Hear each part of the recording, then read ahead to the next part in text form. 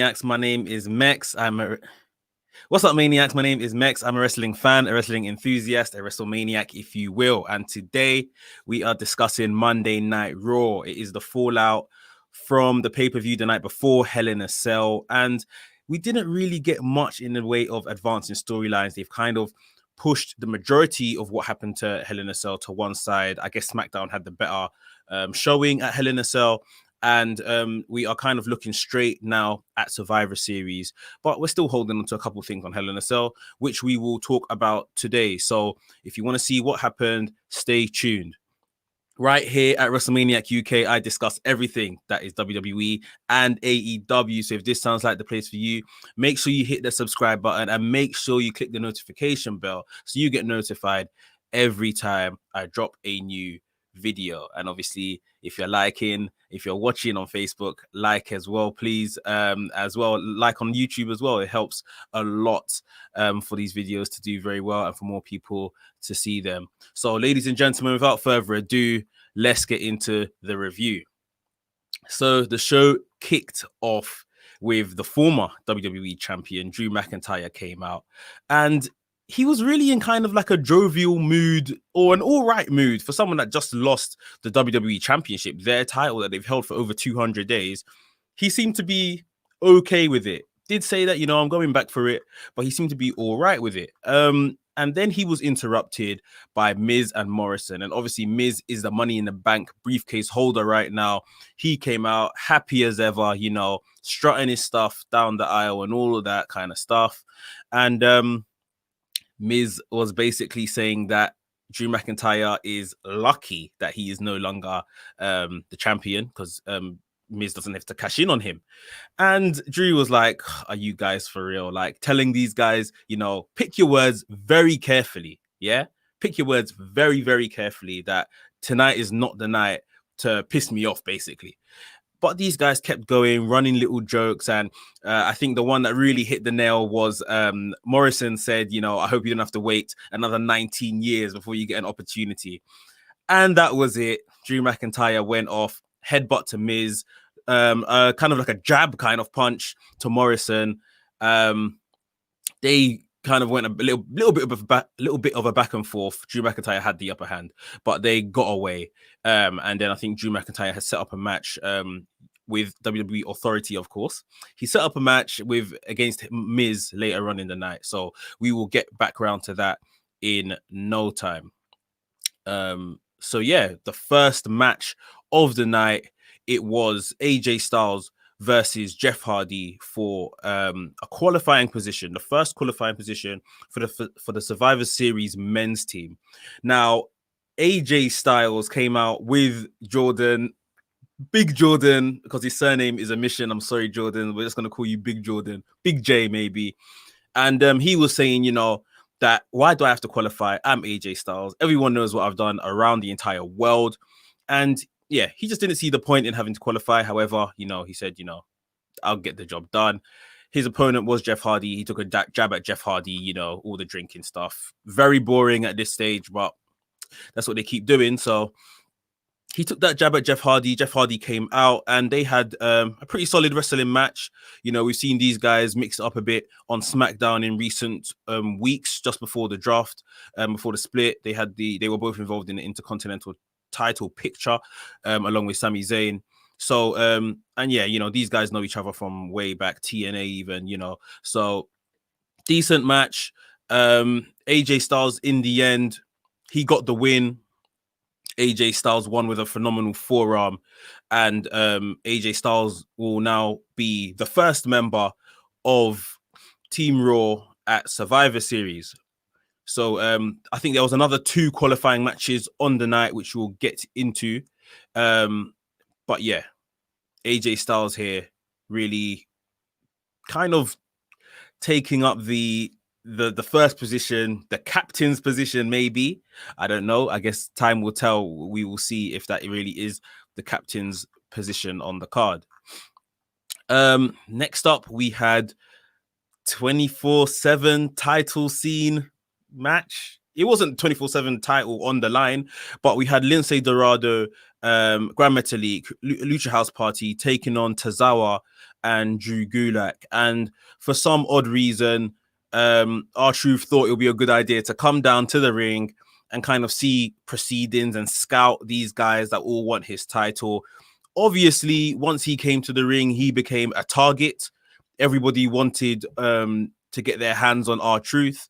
But yeah, it kind of threw the match that was being had into a bit of disarray because everyone just started chasing R-Truth around.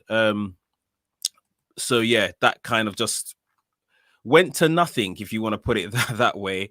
But in the end, Lucha House Party got the win. R-Truth managed to get away after several pin attempts on the outside. So yeah, the 24/7 title thing keeps happening, I guess. So yeah. Oh, just gonna take some comments. Hi, Arpit. Arpit's here joining us. He says I didn't watch Raw, so this is helping. Good, nice to hear it. Hope you're well, my friend. So yeah, if we move on to what else happened in Raw tonight, what else happened in Raw? We had a Firefly Funhouse segment. And they were dressing up as, I guess this was like a play on Alice in Wonderland. We had Bray Wyatt as the Mad Hatter. Alexa Bliss was Alice herself. I'm not gonna lie, this went over my head a bit. I know at one point she poisoned Rambling Rabbit with some type of potion, some mixed drink or something like that. However, the main thing I think that they were getting across in this segment was that Randy Orton was going to have or going to feature as a guest on Moment of Bliss with Alexa Bliss, and Bray Wyatt at this point was kind of reminiscing back to obviously when Randy Orton burnt down his home, you know, I think maybe 3 years ago now when they had their little thing on SmackDown. Yeah, Randy Orton burnt down Bray Wyatt's home, the compound. So there was definitely something that was going to happen there between Bray Wyatt and Randy, or the Fiend and Randy. So that was a bit of a tease for what was coming up later. Next up on the show, we had Keith Lee taking on Elias. This again was some qualifying action for the Survivor Series men's match. Keith Lee cut a promo before the match. I don't understand, and I don't like, in fact, let me just be blunt about it. I don't like how they're referring to Keith Lee as the Dragon. Like, can we just get rid of all these cheesy little nicknames and just respect the guy for who he is, you know? You've already taken his music away from us. You've already taken away his aesthetic packaging. You know, you've more or less taken the mic from him, although he cut a promo today. He's not the same Keith Lee, you know? And now you're calling him the Dragon. Like, just give it a rest. Give it a rest of all these names. Like, just let him be himself. But in the ring, once the match started, he was himself. He was the very dominant, yet athletic Keith Lee. And it took a bit of a distraction from Jeff Hardy's music playing. Obviously, Jeff Hardy has had a thing with Elias. Oh, I missed earlier on in the AJ Styles and Jeff Hardy match. After the match, when Jeff Hardy had lost, Elias had hit Jeff Hardy over the back with the guitar. So Jeff Hardy's music played during this match between Keith Lee and Elias. I guess Elias thought that, you know, this is Jeff Hardy coming to get some type of revenge. That distracted him, which allowed Keith Lee to put him away, put a press on him, and then a spirit bomb. So Keith Lee is the second member of the Raw men's Survivor Series match. Good position for Keith Lee, I guess, at this point where he's not really being used for anything else. So at least he's still being remembered, given like a pivotal role within this feud. So yeah, you know, I guess Survivor Series is beginning to build up a bit, and we had a promo which absolutely spun my mind, to be fair. When it started, it was New Day dressed as Street Profits, but like the resemblance, I don't know, because obviously we've been seeing Street Profits on Raw for such a long time now. They've recently just moved to SmackDown. So obviously when I saw two black men dressed in Street Profits gear completely, I thought, oh, Street Profits. Until I went, hold on, that is not Angelo Dawkins saying fam, fam, fam. Like, for the longest period, I thought, what is going on here? My mind just couldn't catch up. But yeah, it was a New Day dressed as the Street Profits, mimicking the Street Profits mannerisms, lingo, and basically saying that, yeah, it's going to be Street Profits versus New Day at Survivor Series. And they kind of done like a bit of a rundown, like how the Street Profits used to do, like kind of gas up the rest of the card, what the card is going to look like on the night. So they did the similar thing for the Survivor Series card. They were joined by Asuka, who was saying that she wants to smoke or something like that, and the Hurt Business as well, selling the fact that the US Championship was going to be, or the US Champion, should I say, sorry, Bobby Lashley was going to go up against Sami Zayn, the Intercontinental Champion. So just a bit of Survivor Series promo here.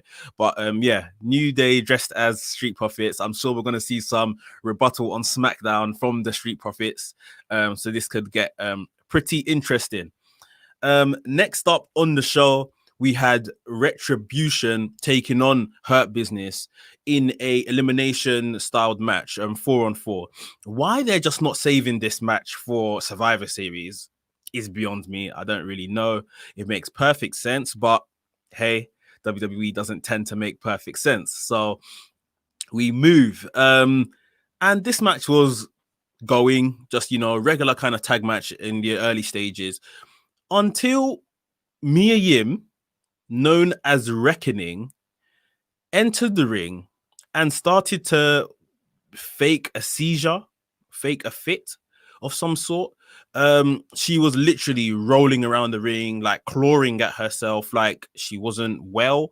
This distracted MVP, who was pinned then by Slapjack, if I'm correct. So MVP was eliminated first. Mia Yim then eventually got up and, she was absolutely fine. And this was really bad because the ref was calling her Mia, and her Retribution name is Reckoning. So the referee's like, Mia, you're right, or whatever. She's not Mia, bro. She's not Mia. So yeah, they messed that one up. Referee threw her from the ringside area after that little shenanigan. Bobby Lashley and I think Mace was then eliminated. No, let me start again. Bobby Lashley was in the ring with T-Bar. Those two brawled out and both got counted out. So those two were eliminated. I believe Bobby Lashley, had eliminated Slapjack before that. Then T-Bar came in. Then those two brawled and they both got eliminated. Shelton Benjamin eliminated Mace. And it was just left Shelton Benjamin and Cedric Alexander against Mustafa Ali. And Mustafa Ali basically he's now turned to like the chicken heel, that runs from everything and doesn't want to confront anyone. So Mustafa Ali found his out from this match by hitting Cedric Alexander with a chair. So he got disqualified. Hurt Business won. The rest of the Hurt Business were coming down to the ring to avenge what Mustafa Ali had just done to Cedric Alexander. Mustafa Ali ran away. So Hurt Business left standing strong. They kind of alluded that they have now fulfilled their contract with WWE as to taking out Retribution. So they are now going to be paid in gold. I'm guessing that is championship belts, gold. As well, they kind of made some type of reference, I think, towards New Day, that they were looking at the tag team championships. So hopefully, yeah, I don't know. Retribution haven't not made a mark, even with now a leader with a face in Mustafa Ali. They have not made a mark, and it's like, why have you now even involved Mustafa Ali in this mess? We all thought, cool, Mustafa Ali's leading it. It's going to take a new direction. They're going to be taken seriously. Hasn't really worked out that way. Has not really worked out that way at all. So yeah, I don't know where they're going with Retribution now. They've lost a couple matches on the spin since Mustafa Ali's been involved. I still think Mustafa Ali is somehow, some way going to become US champion at the end of all of this. But yeah, not good right now for Retribution and their positioning in Raw. And they want us to take them seriously, but then they're not really booking them like serious contenders. So yeah. Next up on the show, we had Drew McIntyre, and he was going to take on Miz. Guys, before I get into this match, again, if you're enjoying this review, please hit the like button, the thumbs up button, smash it. In fact, whether you're watching on Facebook or whether you're watching on YouTube, smash that like button. It does loads for the channel, and you know that I thoroughly appreciate it right here at WrestleManiac UK. So if you haven't already, please hit the thumbs up button. Next up, Drew McIntyre versus The Miz. Obviously, I spoke about their segment at the top of the show. Drew McIntyre, very dominant in what we can expect. And, you know, it felt so weird watching Drew come down that ramp without that championship around his waist. He's held that belt for over 200 days. Give this man his accolades, guys. Come on, like Drew McIntyre. You know, a lot of people are saying, you know, the reign has been mediocre. It's been all right. This guy has had no crowd. He's a face. No one's cheered him. Nobody has cheered him. The most he's seen is LED monitors doing Drew McIntyre. He deserves his props, and he put on a brilliant match. Okay, I won't say brilliant, but he put on a pretty standard match against the Miz. Miz was obviously always playing defense. Had a couple of times he was helped by John Morrison, but for a lot of the match, you know, Drew McIntyre was in the complete ascendancy. Miz never really had a chance, and as expected, you know, he was hit with a Claymore kick, and he was pinned 1, 2, 3, and Drew McIntyre ran out winner of this match. Drew McIntyre, he said he's going to get back towards the title picture. Don't worry about it. But yeah, like I said at the top of the show, he was very kind of calm, not too, I'm coming straight back for Randy. He wasn't like angry. So it's going to be interesting how they play this, as well as a third element, which we're going to get onto now entering the picture somehow. Earlier on in the night, we had a backstage segment of Nia Jax and Shayna Baszler both talking to WWE official, aka GM Adam Pearce, both pitching that they should be the women's captain of the Survivor Series Raw team, as well as kind of putting forward some names who should be on the team. Adam Pearce said that, look, I can't make any decision right now, but before the end of the night, I will kind of clear up who's going to be on the Raw women's team. And he came out into the middle of the ring with WWE official Pat Buck, and they announced that on the Raw women's team was going to be the tag team champions, Nia Jax and Shayna Baszler. They were going to be joined by Mandy Rose and Dana Brooke. And then the final person in that team was going to be whoever won a fatal four-way match. And the fatal four-way match was going to be between Lana, Peyton Royce, the returning Nikki Cross, and Lacey Evans. As soon as Lana was announced to be in this match, I said Lana's winning. It was just so obvious Lana's winning. And again, you know, I've got my reasons. I think it's all down to the socials. Lana is a complete and utter draw on WWE socials because of her social media influence. I just thought, and you know, the relationship she's been having with Nia Jax putting her through a table 5 weeks in a row. I just thought that was going to be the thing that really decided it for me. And, you know, I wasn't wrong. Lana was very opportunist in the match, pinned a primed pro Nikki Cross in the middle of the ring. She couldn't believe it. Lana is going to Survivor Series on the Raw women's team, alongside the women's tag team champions, Nia Jax and Shayna Baszler, alongside Dana Brooke and Mandy Rose. And naive Lana went outside the ring to celebrate with her teammates, ultimately, who stayed ringside for this fatal four-way match. And she hugged Nia. Nia thought that, you know, Nia drew her in, to be honest. Nia was like, come here, big hug, you know. Congratulations. Nia didn't let go of her. Shayna Baszler ripped the skirting or off the commentary table, and Nia Jax put her through the table for the 6th week in a row. Guys, why is this happening? What has Lana done to deserve this? Is it because her husband features on AEW? Like, it can't be 6 weeks in a row. Unless, like I say, this is doing well for them on the socials. They're just going to keep milking it. Like, I don't know why. It's quite boring to me now. It's not funny or anything anymore. it seems a bit like bullying, to be fair. Like, but yeah, Lana goes through the table, but Lana joins the Raw Women's Survivor Series team. So yeah, a bit of positive and negative for Lana on the night. We're getting to the last match on the card. One more men's qualifying match. It was Sheamus versus Matt Riddle. They still don't seem to know what to do with Matt Riddle. And it could be because of everything going on with him in regard to news, scandals, etc., etc. I don't want to get into that. But Matt Riddle came to SmackDown on a high. They never really used him much after that, especially in prominent positions. He's now come to Raw.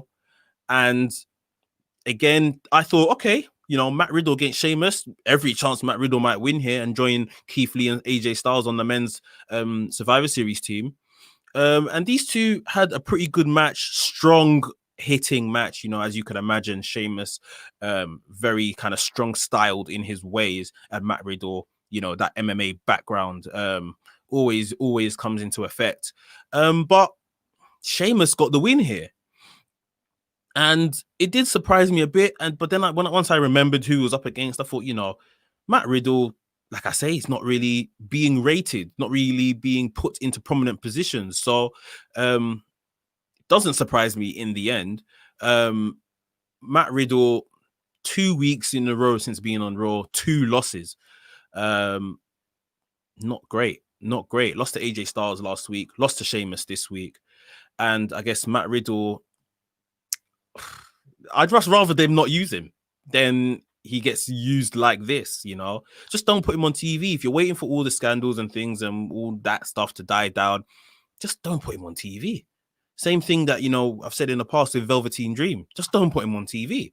But I guess you rather embarrass, humiliate him. I don't know. I don't know what it is, but Survivor Series Raw men's team looking strong, taking shape. Sheamus, Keith Lee, AJ Styles. So it's going to be interesting. Maybe in the next week or so, we'll find out who's going to fill the last 2 positions. Last but not least on the show, we had waited the entire show for this.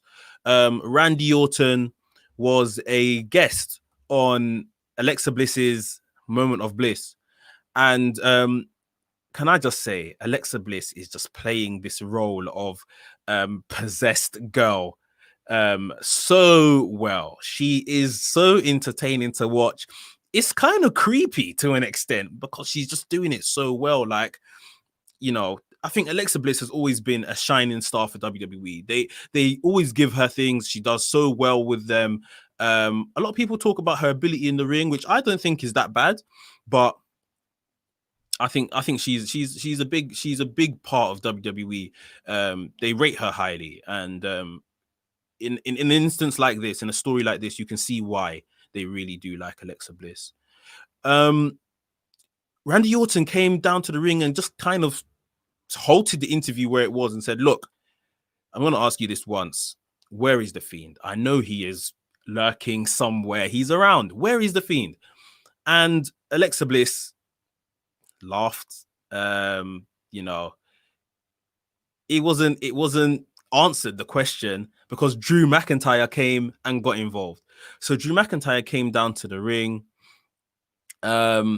I think there was a bit of a physical altercation. Yes, there was before Randy Orton left the ring or was about to leave the ring. So Drew McIntyre at this point was having a bit of a back and forth. Sorry, I can't get my words out.